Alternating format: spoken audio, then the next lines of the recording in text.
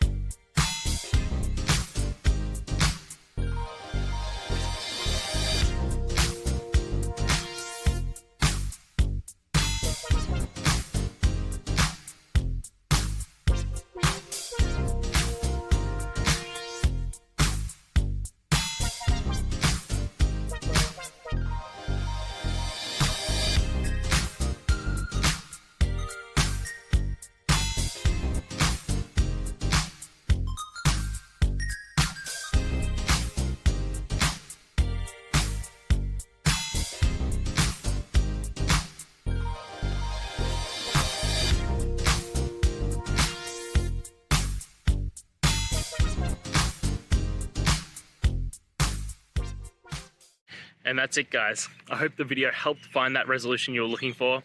And, if it did, please, I'd appreciate it if you could hit subscribe. Until next time, guys, that you need more technical help, I hope you have a good one. Cheers.